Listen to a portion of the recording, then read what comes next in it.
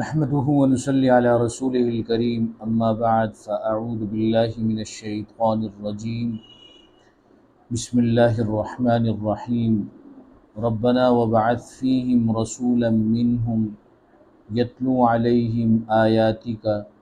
ويعلمهم الكتاب والحكمة ويزكيهم إنك أنت العزيز الحكيم صدق الله العظيم ربنا وبعث فيهم گزشتہ درس میں ابراہیم علیہ السلام کی دعا کا ذکر کیا گیا تھا کہ ابراہیم علیہ السلام نے خانہ کعبہ کی تعمیر کے بعد دعا کی، اور دعا یہ فرمائی کہ اے ہمارے رب،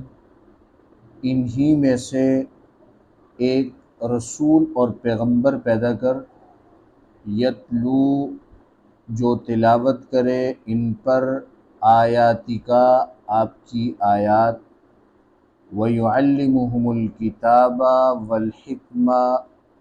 اور ان کو کتاب کی تعلیم دے اور حکمہ دانشمندی کی باتیں بتائے، حکمت کی باتیں بتائے، وَيُزَكِّيهِمْ اور ان کو پاک کرے، ان کا تزکیہ کرے، اِنَّكَ أَنْتَ الْعَزِيزُ الْحَكِيمُ بلا شبہ آپ ہیں ہی غالب القدرت اور حکمت ہیں۔ اس کے ذیل میں آپ حضرات کے سامنے نبی کریم صلی اللہ علیہ وسلم کی بعثت کے مقاصد کو ذکر کیا کہ آپ صلی اللہ علیہ وسلم کی بعثت کا پہلا مقصد قرآن مجید کی تلاوت ہے۔ بعثت کا پہلا مقصد قرآن کریم کی تلاوت ہے، اور نبی کریم صلی اللہ علیہ وسلم نے قرآن مجید کی تلاوت کی، اور اس تلاوت کا عالم یہ تھا کہ جب جبریل امین قرآن نازل کرنے کے لیے نبی کریم صلی اللہ علیہ وسلم کے پاس تشریف لاتے تو جبریل امین جب قرآن کی تلاوت کرتے تو اللہ کے محبوب پیغمبر اس تلاوت کو سنتے بھی اور ساتھ ساتھ پڑھتے جاتے، سنتے بھی اور ساتھ ساتھ تلاوت بھی کرتے جاتے۔ تو یہ بڑا مشکل عمل تھا کہ ایک جبریل امین کی تلاوت کو سننا اور دوسرا ساتھ ساتھ پڑھنا، یہ بڑا مشقت والا عمل تھا۔ تو اللہ تبارک و تعالی نے بڑے کریمانہ انداز میں نبی کریم صلی اللہ علیہ وسلم سے ارشاد فرمایا، لا تحرک به لسانک لتعجل به، آپ جلدی مت کیجئے، زبان کو حرکت جلدی سے مت دیجئے، آپ جبریل امین کی تلاوت سنیے اور غور سے سنیے، ان کی اتباع کیجئے، غور سے سنیے جب وہ تلاوت کریں، اور جب وہ تلاوت سے فارغ ہو جائیں گے تو ہم آپ سے کوئی چیز بلائیں گے نہیں، اس کے بعد جب آپ تلاوت کریں گے تو حرف بحرف وہی تلاوت کریں۔ سنقرئک فلا تنسى، عن قریب ہم آپ کو پڑھائیں گے، فلا تنسى آپ بھولیں گے نہیں، اس سے آپ جلدی مت کیجیے، آپ قرآن کی تلاوت سنیے، اتباع کیجیے جبریل امین کی۔ یہی وجہ ہے کہ علماء کرام فرماتے ہیں کہ جب قرآن مجید کی تلاوت نماز میں ہو رہی ہو تو حکم یہ ہے کہ مقتدی اتباع کرے، خوب غور سے سنے، امام کے پیچھے تلاوت نہ کرے۔ تو نبی علیہ السلام کی بعثت کے مقاصد میں پہلا مقصد وہ قرآن مجید کی تلاوت ہے، اور یہ اس لیے لازمی اور ضروری ہے کہ قرآن کے متن، قرآن کی عبارت کی حفاظت قیامت تک آنے والے ہر انسان کے لیے اس کی ضرورت تھی کہ وہ قرآن کی آیات کی تلاوت کرے۔ جب آپ کے مقاصد میں سے ہے تو آپ کے امتی کے لیے بھی لازمی اور ضروری ہے کہ وہ قرآن کی تلاوت کرے۔ تو قرآن مجید کے الفاظ کی تلاوت یہ اصل اور بنیادی مقصد تھا کہ قرآن جو اللہ کا قانون ہے، اللہ کے قانون کا جو متن اور عبارت ہے، اس کی حفاظت تبھی ممکن تھی کہ جب نبی علیہ السلام کی بعثت کے مقاصد میں اس کو شامل کیا جاتا کہ مستقل طور پر اس کی تلاوت ہوتی رہے تاکہ ان الفاظ کی حفاظت قیامت کی صبح تک رہے۔ چنانچہ کوئی زمانہ ایسا نہیں کہ جس زمانے میں قرآن کی تلاوت نہ ہوتی ہو، کوئی لمحہ ایسا نہیں کہ جس لمحے میں قرآن کی تلاوت نہ ہوتی ہو، کوئی گھڑی ایسی نہیں کہ جس میں قرآن کی تلاوت نہ ہوتی ہو۔ چنانچہ اللہ رب العزت نے اس قرآن کی تلاوت کو اتنا لازمی قرار دے دیا کہ اس تلاوت کے بغیر نماز ہوتی ہی نہیں، بلکہ اللہ رب العزت نے قرات کو فرض قرار دے دیا کہ بنا قرات کے نماز نہیں ہوگی، بنا قرات کے نماز نہیں ہوگی، کہ قرآن مجید کی تلاوت نماز میں فرض قرار دی گئی۔ اب 5 وقت نماز ہوتی ہے اور سارے مسلمان نماز پڑھتے ہیں، ان میں جتنے بھی پڑھیں، جو نہیں پڑھ رہے اللہ ان کو نماز کی توفیق عطا فرماتے، تو جب بھی وہ نماز پڑھیں گے تو قرآن کی تلاوت کریں گے۔ اور دوسرا بعثت کا مقصد وہ کتاب کی تعلیم اور حکمت، کتاب کی تعلیم اور حکمت، یہ بعثت کے مقاصد میں سے آپ صلی اللہ علیہ وسلم کو جو مبعوث فرمایا، آپ کی بعثت کا ایک مقصد وہ قرآن کی تعلیم ہے۔ سوال یہ پیدا ہوتا ہے کہ نبی کریم صلی اللہ علیہ وسلم جس جگہ پر مبعوث ہوئے، جس جگہ تشریف لائے، وہ عرب قوم تھی، قرآن کی زبان والے تھے، اور عربی کے اندر وہ امام تھے، فصاحت اور بلاغت کے وہ امام تھے، ان کے سامنے تو صرف تلاوت کر دینا یہی کافی تھا۔ لیکن اللہ رب العزت نے اسی کو کافی نہیں، بلکہ نبی علیہ السلام کے مقاصد میں سے مقصد بیان فرمایا، یعلمہم الکتاب، کہ آپ کتاب کی تعلیم دیں۔ آج مسلمان جو کمزور ہوا، اس کی بنیادی وجہ یہ ہے کہ مسلمان نے کتاب کی تعلیم سے اپنے آپ کو دور کر دیا۔ آج مسلمان جو پستی کا شکار ہے، اس کی وجہ یہ ہے کہ مسلمان نے قرآن کی جو تعلیم ہے، اس تعلیم سے اپنے آپ کو دور کر دیا۔ چنانچہ اگر پورے محلے کے اندر تھوڑا سا جانچا اور پرکھا جائے تو بہت کم مقدار میں ایسے بچے نظر آئیں گے جو قرآن کی تعلیم سیکھ رہے ہیں، بہت کم بچے، اور وہ انگلیوں کے پوروں پر گنتی ہو جائے گی۔ چنانچہ ہم اپنے محلے میں تھوڑا سا جائزہ بھی لے لیں کہ قرآن کی تعلیم کے لیے کتنے والدین ایسے ہیں کہ جنہوں نے اپنے بچوں کو وقف کر دیا کہ یہ قرآن کی تعلیم سیکھیں، یہ قرآن کے مسائل سیکھیں، یہ قرآن کا ترجمہ سیکھیں، یہ قرآن کی تفسیر سیکھیں، یہ قرآن کے مفہوم کو سمجھیں، اور یہ ایسے اشخاص بن جائیں کہ جب قرآن ان کے سامنے پڑھا جائے تو انہیں مزید سمجھانے کی ضرورت نہ پڑے، قرآن جہاں جہاں سے پڑھا جائے انہیں خود بخود سمجھ آنا چاہیے اور سمجھ آنے لگے۔ میں آج ایک سوشل میڈیا پر ایک ویڈیو دیکھ رہا تھا کہ فلسطین کا ایک معصوم بچہ جس کی عمر زیادہ سے زیادہ 10 سال کی ہے، وہ بچہ، اس کا گھر اجڑ گیا، اس کے رشتہ دار دنیا سے چلے گئے، وہ اکیلا اپنے کھنڈرات پر بیٹھا ہوا اور اس میں تلاوت ان آیات کی کر رہا ہے جو اسی موقع کے اعتبار سے پڑھی جائے۔ اور تلاوت کیا کر رہا ہے؟ تلاوت جس کا مفہوم یہ ہے کہ اللہ تبارک و تعالی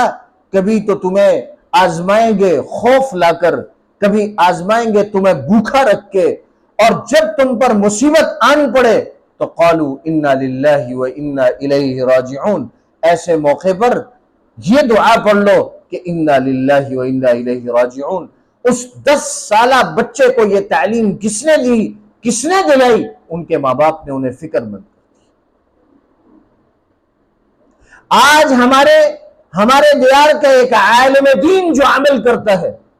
عرب کا ایک معصوم بچہ بھی وہ عمل کرتا ہے۔ اللہ نے اس زبان کی وجہ سے، قرآن کی زبان کی وجہ سے اللہ نے انہیں اتنی فہم و فراست.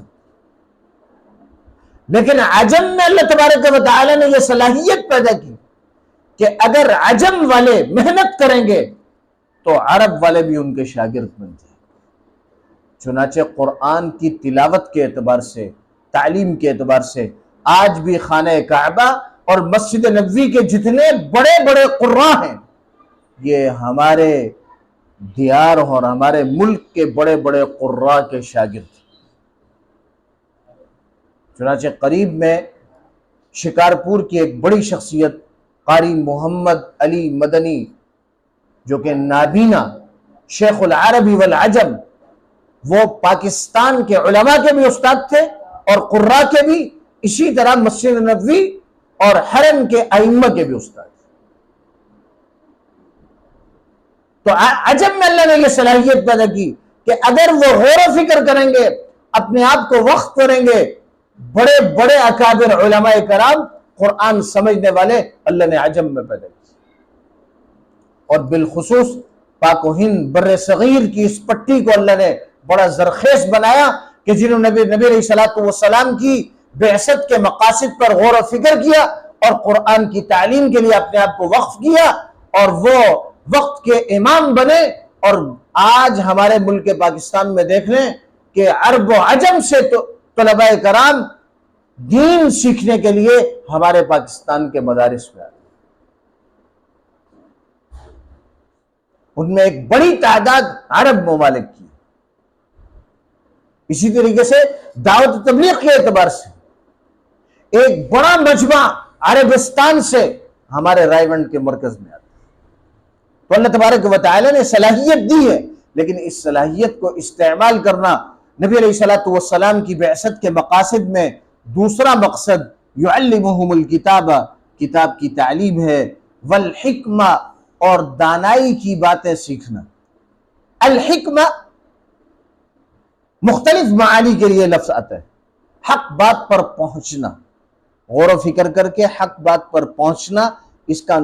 نام کیا ہے؟ حکمت. اسی طریقے سے عدل و انصاف، حکمت. اسی طریقے سے علم اور حلم، علم اور بردباری، حکمت. اگر یہ حکمت کا لفظ اللہ کے لیے بولا جائے، حکمت کا لفظ کس کے لیے بولا جائے؟ جیسے کہ اسی آیت کے آخر میں انک انت العزیز الحکیم، اگر یہ حکمت کا لفظ اللہ رب العزت کے لیے بولا جائے تو معنی یہ ہوگا کہ تمام اشیاء کی پوری معرفت رکھنا، ساری کائنات کے ہر ذرے کی پوری معرفت رکھنا. یہ جس ذات کو کہیں گے وہ کون سی ذات ہے؟ وہ اللہ رب العزت کی ذات ہے. وَعِندَهُ عِلْمُ الْكِتَابِ وَعِندَهُ مَفَاتِحُ الْغَيْبِ لَا يَعْلَمُهَا إِلَّا هُ، کہ غیب کی ساری چابیاں، غیب کے خزانے کی جتنی چابیاں ہیں وہ سب اللہ رب العزت کے پاس. لا يعلمها الا هو، کوئی نہیں جانتا سوائے اس کے. اور جو کچھ بر و بحر میں ہے سارا اللہ کے علم میں ہے، اور جو خشک و تر میں ہے وہ سارا علم اللہ کے علم میں ہے. اور ہوا سے جو پتا گر رہا ہے وہ اللہ کے علم کے مطابق گر رہا ہے. تو حکمت کا لفظ جب اللہ رب العزت کی ذات کے لیے استعمال ہوگا تو اس کا معنی یہ ہوگا کہ تمام اشیاء کی پوری معرفت اور مستحکم طریقہ وہ اللہ کے علم میں ہے. اور اگر اس حکمت کو غیر اللہ کے لیے استعمال کیا جائے، حکمت کا لفظ اگر غیر اللہ کے لیے استعمال ہو تو اس وقت اس کا معنی یہ ہوگا کہ موجودات کی صحیح معرفت، موجودات جو کسی کے سامنے جتنی چیزیں ہیں ان چیزوں کی صحیح معرفت، صحیح معرفت. چنانچہ نبی کریم صلی اللہ علیہ وسلم کہ بعثت کے مقاصد میں تعلیم کتاب بھی ہے اور حکمت. اب یہاں حکمت سے کیا مراد ہے اس آیت کریمہ اور اسی طریقے سے سورہ آل عمران کے اندر اور اسی طریقے سے سورہ جمعہ کے اندر جو ایک جیسی آیات نبی علیہ الصلوۃ والسلام کی بعثت کے مقاصد بیان کر رہی ہیں۔ یہاں حکمت سے مراد کیا بھئی؟ سنت رسول ہے۔ حکمت سے مراد کیا بھئی؟ سنت رسول، کہ نبی کریم صلی اللہ علیہ وسلم نے جو قرآن فہمی کے لیے جو عمل کیا، عمل سے جس چیز کو بیان کیا، آپ صلی اللہ علیہ وسلم کا جو عمل ہے اور آپ صلی اللہ علیہ وسلم کے جو ارشادات ہیں، یہ حکمت ہے۔ اور اسی طریقے سے اس حکمت کے معنی ہوں گے تفقہ فی الدین، دین میں سمجھ پیدا کرنا، دین میں سمجھ پیدا کرنا، اس کا معنی کیا بھئی؟ حکمت۔ چنانچہ اللہ تبارک و تعالی نے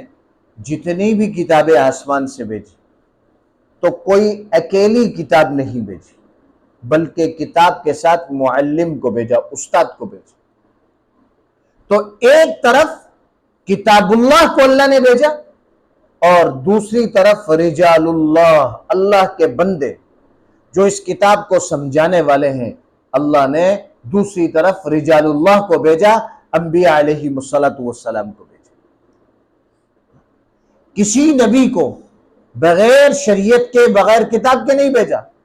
اور کسی کتاب کو بغیر نبی کے نہیں بھیجا۔ یعنی ایسا تلازم رکھا کہ کتاب بھی ضروری ہے اور نبی بھی ضروری ہے۔ اگر کسی نبی کو براہ راست نئی کتاب نہیں بھی دی تو پچھلے نبی کی شریعت پر اس کو باقی رکھا کہ اسی شریعت کی آگے ترویج کرے۔ چنانچہ اللہ رب العزت نے اس قانون کو عام کیا کہ کتاب اللہ بھی ضروری ہے اور رجال اللہ بھی ضروری ہے۔ معاشرے میں گمراہی کب پیدا ہوتی ہے؟ گمراہی اس وقت پیدا ہوتی ہے کہ جب انسان یا تو کتاب اللہ کو چھوڑ دے یا انبیاء علیہ السلام کو چھوڑ دے۔ اگر ہم غور و فکر کریں گے تو ہمارے سامنے دو بڑی قومیں ہیں، ایک یہود ہیں اور ایک نصارہ ہیں۔ یہود موسیٰ علیہ السلام کے نام لیوا اور نصارہ عیسیٰ علیہ السلام کے نام لیوا۔ یہود نے رجال اللہ انبیاء علیہ السلام کو چھوڑ دیا اور علم و حکمت میں آگے بڑھے، لیکن انبیاء علیہ السلام کو قتل کیا۔ طرح طرح سے انبیاء علیہ السلام بنی اسرائیل کے کثرت میں سے نبی آئے اس قوم میں، اور کسی کو ستایا، کسی کو شہید کیا۔ تو انہوں نے انبیاء علیہ السلام کو چھوڑ دیا۔ تو جب انبیاء کو چھوڑا تو پھر جو کتاب اللہ ان کے پاس تھی، تورات ان کے پاس تھی، تو آہستہ آہستہ اس کے معانی خود بیان کرنے لگ گئے، تو گمراہ ہو گئے۔ اسی طرح جو نصارہ ہیں، عیسائی ہیں، انہوں نے انبیاء علیہ السلام پر تو بالکل ان کے تابعدار رہے، لیکن انجیل کو چھوڑ دیا، کتاب کو چھوڑ دیا۔ اب جب تک وقت کا نبی رہا تو اس وقت تک تو کتاب سمجھ میں آتی رہی، لیکن جیسے ہی نبی دنیا سے چلے گئے عیسیٰ علیہ السلام، تو اس کے بعد جو عیسیٰ علیہ السلام کے حواریین تھے وہ کتاب سمجھاتے رہے، اور جب وہ کتاب سمجھاتے رہے ان کا بھی دنیا سے چلاؤ ہو گیا، تو اس کے بعد جو لوگ آئے تو انہوں نے کتاب کو اپنی طرف سے سمجھانا شروع کیا، لہذا عیسائی بھی کیا ہو گئے؟ گمراہ ہو گئے۔ لیکن نبی کریم صلی اللہ علیہ وسلم کی امت جب تک کتاب اللہ کو بھی سامنے رکھے گی اور کتاب کے معلمین کو بھی سامنے رکھے گی، اس وقت تک یہ امت گمراہ نہیں ہوگی۔ چنانچہ تعلیم و تعلم کا آج تک قاعدہ یہی ہے کہ جو قرآن و سنت سمجھنا چاہتا ہے اسے استاد کے سامنے بیٹھنا پڑے گا۔ جو شخص کسی استاد کے پاس نہیں سیکھے گا تو پھر وہ قوم میں گمراہی پھیلائے گا۔ چنانچہ آج ایک خوبصورت نام دیا جاتا ہے، جی مذہبی اسکالر، بڑے خوبصورت پیرائی میں یہ نام دیا جا رہا ہے، مذہبی اسکالر۔ حالانکہ قرآن و سنت اور دینی حلقوں کی جو اصطلاح تھی وہ استاد کی تھی، وہ عالم دین کی تھی، وہ مفتیان اعظام کی تھی، وہ علماء کرام کی تھی، اور اس کے لیے بڑا وقت لگتا تھا، یعنی تعلیم سیکھنے کے لیے 8-10 سال اپنے وقف کرنے پڑتے تھے، تب جا کر وہ عالم، مولوی اور استاد بنتا تھا، امام اور مفتی بنتا تھا۔ اب دنیا جیسے جیسے فاسٹ ہوتی چلی گئی اور ہر روز ایک نئی چیز انہیں چاہیے، ایسے وقت میں لوگوں نے علماء سے اعتماد اٹھایا، تو اعتماد اٹھانے کی وجہ سے انہوں نے دیکھا کہ ہمیں ایسا مولوی چاہیے جو ہماری ہاں میں ہاں ملائے۔ تو یقیناً جس نے قرآن و سنت صحیح طریقے سے پڑھا ہوا ہے وہ کبھی بھی ہاں میں ہاں نہیں ملائے گا، تو ان کے سامنے پھر ایسے اسکالر بٹھائے گے کہ جنہوں نے باقاعدہ تعلیم حاصل نہیں کی، باقاعدہ قرآن و سنت کی تعلیم حاصل نہیں کی۔ ان میں سر فہرست جو ہمارے نوجوان آج کل جو ہے اس کے بہکاوے کا شکار ہو رہے ہیں، انجینئر علی مرزا، اس کی کوئی سند نہیں، اس کی تعلیم کی کوئی استاد نہیں، بس آہستہ آہستہ لوگوں میں شہرت پاتا گیا، اور شہرت کس بات پر؟ علماء کے خلاف بول کر شہرت پائی اس نے، اور اسی طریقے سے دین کے متفقہ مسائل میں اختلافی نوعیت پیدا کر کے شور شرابے کی کیفیت پیدا ہوئی، تو یہ مشہور ہوا۔ اب یہ مذہبی اسکالر ہے لیکن اس کی کوئی سند نہیں کہ اس نے قرآن کہاں سے سیکھا، قرآن و سنت کی تعلیم کس سے سیکھی، کوئی پتہ نہیں۔ اسی طریقے سے اور بہت سارے کہ اتنا خوبصورت نام لگایا اور اب یہ لوگوں کو گمراہ کر رہے ہیں۔ وجہ کیا ہے کہ انہوں نے پیچھے کا جو قانون چلا آ رہا تھا، جو اللہ رب العزت کا حکم تھا، یا ایھا الذین آمنوا اتقوا اللہ وکونوا مع الصادقین، اے ایمان والو تقوی اختیار کرو اور سچوں کے ساتھ ہو جاؤ، سچوں کے ساتھ اٹھو، سچوں کے ساتھ بیٹھو، سچوں کے ساتھ رہو، ان سے تعلیم سیکھو، قرآن فہمی سیکھو۔ اگر نبی علیہ الصلوۃ والسلام اور قرآنی تعلیمات کے مطابق کوئی شخص اسی طرح قرآن و سنت کی تعلیم استاد کے سامنے بیٹھ کر سیکھے گا تو انشاءاللہ وہ رہنما بھی بنے گا اور صحیح رہنمائی بھی کرے گا۔ نبی کریم صلی اللہ علیہ وسلم کی بعثت کے مقاصد میں آخری مقصد وہ نبی علیہ الصلوۃ والسلام کو جو بیان کیا گیا، وَيُزَكِّيهِمْ، کہ نبی علیہ الصلوۃ والسلام تزکیہ فرماتے ہیں اپنے شاگردوں کا، اپنے مقتدیوں کا، اور اپنے ساتھ اٹھنے بیٹھنے والوں کا تزکیہ فرماتے ہیں۔ چنانچہ نبی کریم صلی اللہ علیہ وسلم جس وقت میں تشریف لائے اس وقت میں ظلم و بربریت عام تھی، جس ماحول میں تشریف لائے اس ماحول میں قتل و غارت گری عام تھی، اس ماحول میں بچیوں کو زندہ درگور کرنا بالکل عام سی بات تھی، اس ماحول میں ڈاکہ زنی بالکل عام سی چیز تھی اور عزت کا سما تھی، اس ماحول میں ہر قسم کے خرافات موجود تھے۔ ایسے وقت میں اللہ کے محبوب پیغمبر کو اللہ رب العزت نے مبعوث فرمایا۔ اب آپ صلی اللہ علیہ وسلم کے گرد جو لوگ جمع ہوتے گئے، یہ بات بہت غور سے سننے کی ہے، جو لوگ جمع ہوتے گئے اللہ کے محبوب پیغمبر نے ان کا تزکیہ فرمایا، ان کو قرآن کی تلاوت سکھائی، قرآن کی تعلیم سکھائی، اور پھر ان کا تزکیہ فرمایا۔ اور وہ کون لوگ ہیں؟ وہ صحابہ کرام رضوان اللہ تعالی علیہم اجمعین، اور ایسا زبردست تزکیہ فرمایا کہ جس عمر کو ان کا باپ کہہ رہا ہے، عمر تمہیں تو اونٹ چرانا نہیں آتے، تمہیں تو اونٹ چرانا نہیں آتے، اس عمر کا اللہ کے محبوب پیغمبر نے ایسا تزکیہ فرمایا کہ وہ عمر کہ جس کا باپ انہیں کہہ رہے کہ تمہیں اونٹ چرانا نہیں آتے، اسی عمر نے عدل و انصاف اور آدھی دنیا میں دین ایسے طریقے سے پھیلایا کہ آج تک اس کی مثال لانا مشکل ہے۔ وجہ کیا تھی کہ آپ صلی اللہ علیہ وسلم نے تزکیہ فرمایا۔ تزکیہ کسے کہتے ہیں؟ تزکیہ کہتے ہیں کہ کوئی شخص اپنے مربی، اپنے شیخ، اپنے مرشد کے پاس بیٹھے،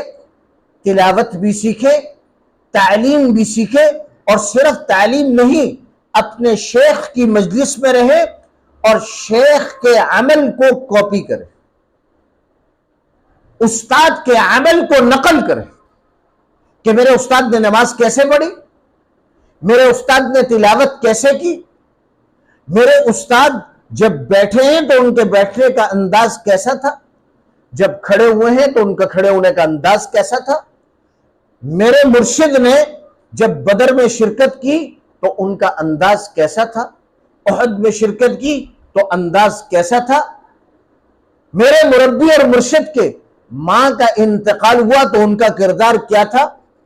دادا کا انتقال ہوا تو کردار کیا تھا، چچا کے پاس پرورش پائی تو کردار کیا تھا، اور معاشرے کی جب تربیت کی تو کس انداز سے کی۔ چنانچہ صحابہ کرام رضوان اللہ تعالی علیہ مجمعین کو اللہ کے محبوب پیغمبر نے ان کا ایسا زبردست تزکیہ فرمایا کہ ایک غلام ہے، اس کا ایسا زبردست تزکیہ فرمایا، اس کو سکھایا کہ اے بلال اللہ ایک ہے، اے بلال اللہ ایک ہے، اللہ ایک ہے، چاہے کتنی مشقت بھی آ جائے اللہ کے ایک ہونے کو کبھی بلانا نہیں۔ چنانچہ حضرت بلال رضی اللہ تعالی عنہ کا اسی تزکیے کا نتیجہ یہ تھا کہ کفار انہیں جلتی ہوئی ریت پر لٹا رہے ہیں، سینے پر چٹان رکھ رہے ہیں، کمر جو ہے تپتی ریت سے جل رہی ہے، اور انہیں کہا جا رہا ہے کہ ایک کے علاوہ اور بتوں کو بھی اپنا مالک، اپنا خدا اور آقا کہو، تو وہ بلال کیا کہہ رہے ہیں؟ احد احد احد، صرف ایک ہی صدا لگا رہے ہیں کہ اللہ ایک۔ یہ نبی علیہ الصلوۃ والسلام نے جو تزکیہ فرمایا، اسی طرح من جملہ تمام صحابہ کرام رضوان اللہ تعالی علیہ مجمعین سے اللہ کے محبوب پیغمبر نے غرور، تکبر، حسد، کینہ، بغض اور اسی طرح ظاہری اور باطنی جتنی بھی بیماریاں ہیں، روحانی بیماریاں، اسی طرح غضب کی، غصے کی بیماری، انتقام کی بیماری، یہ ساری بیماریاں اللہ کے محبوب پیغمبر نے صحابہ کرام سے ختم فرمائی، اور ایسی زبردست ختم فرمائی کہ پھر اللہ تبارک و تعالی نے انہی صحابہ کرام کے دل کا امتحان لیا۔ اولئک الذین امتحن اللہ قلوبہم للتقوی، دل کا امتحان لیا، اور دل کا امتحان لے کر اللہ رب العزت نے جو فیصلہ فرمایا، فیصلہ یہ فرمایا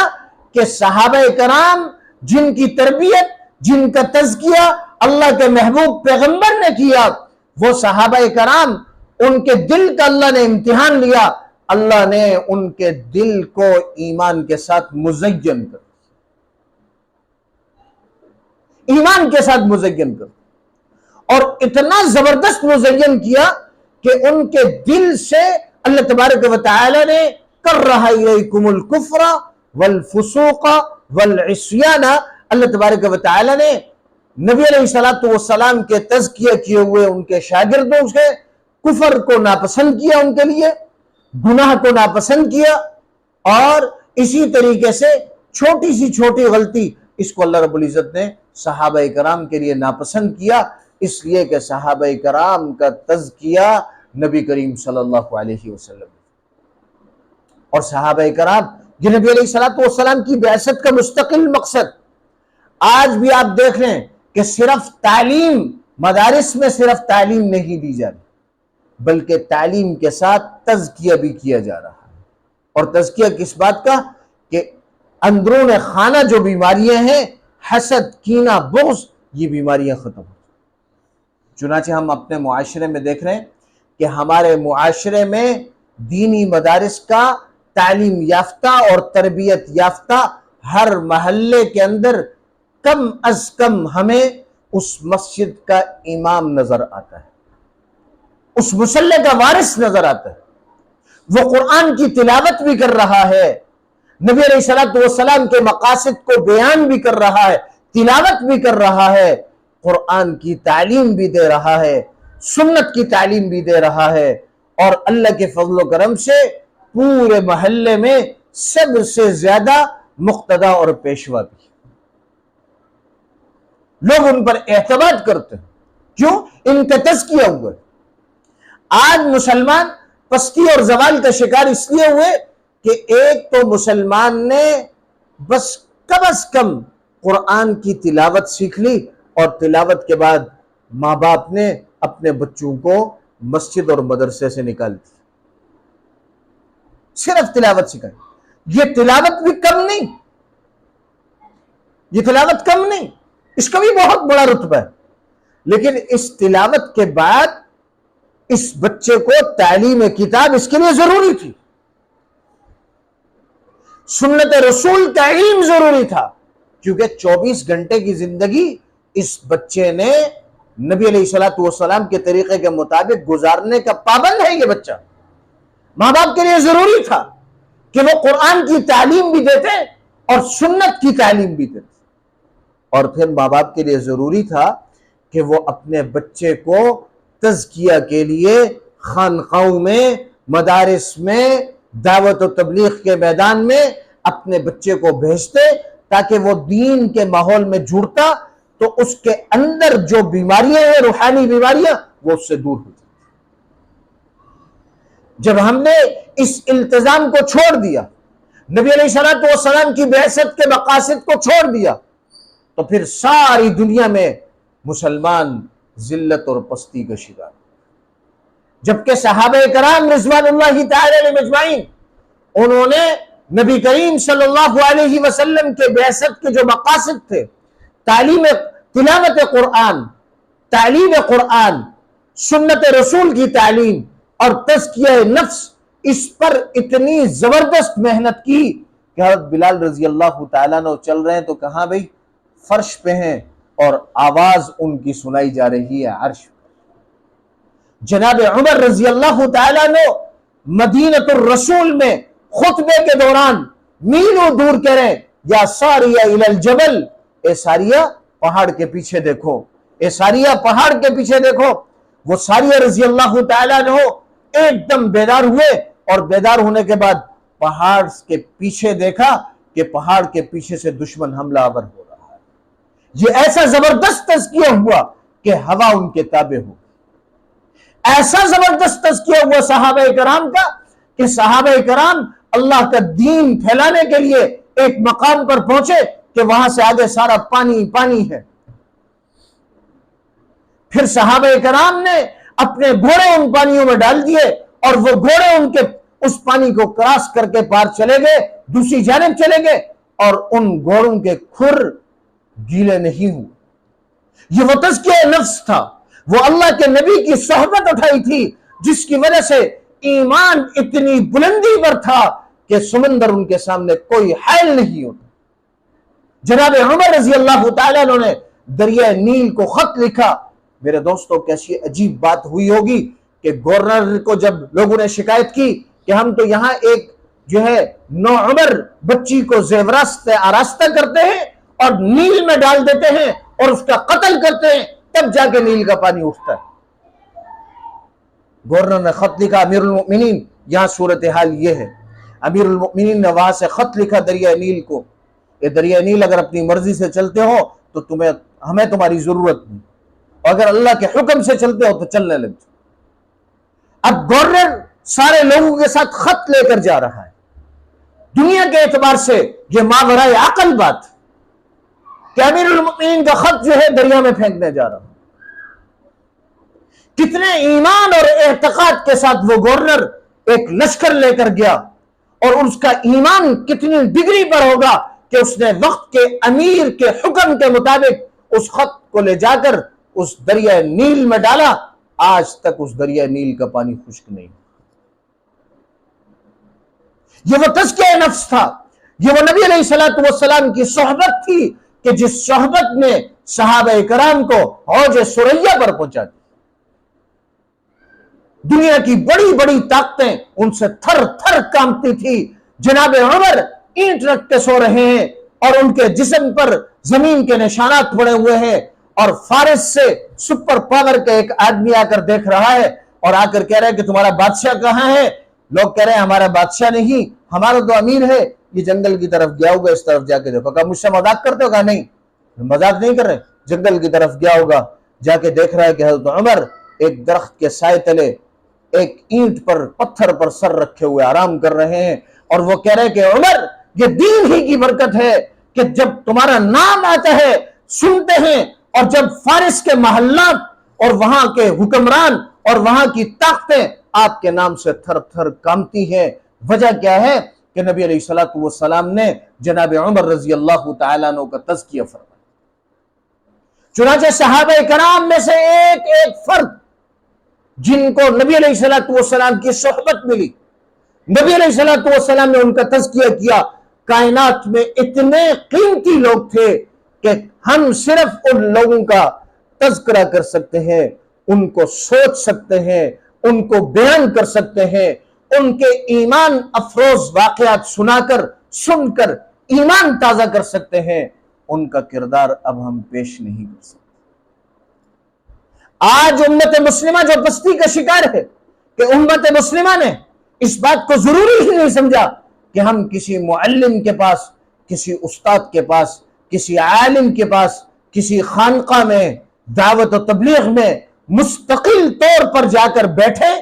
تاکہ یہ دینی مجالس کے جو انوارات ہیں یہ ہمارے دل کے اندر اتریں، اور ہمارا دل پھر اعضاء اور جوارح کو حکم دے کہ نماز کی طرف آ جاؤ، قرآن کی تلاوت کی طرف آ جاؤ۔ یہی دل ہے، اسی پر یہی حکومت کر رہا ہے ہمارے اعضاء اور جوارح کی۔ جو بات اس دل کو سمجھ میں آتی ہے وہی کام ہمارے ہاتھ بھی کرتے ہیں، وہی کام ہمارے پیر بھی کرتے ہیں، وہی کام ہمارے کان بھی کرتے ہیں، وہی کام ہماری زبان بھی کرتی ہے، اور وہی ہمارا دل و دماغ جب تک درست نہیں ہوگا۔ اور یہ درست کب ہوگا کہ جب ہم کامل لوگوں کی اتباع کریں گے، ان کی مجلس میں بیٹھیں گے، ان کے پاس جائیں گے، وقت لگائیں گے، وقت گزاریں گے، اللہ والوں کی صحبت میں بیٹھیں گے۔ یہ تزکیہ نفس قیامت کی صبح تک انشاءاللہ چلتا رہے گا۔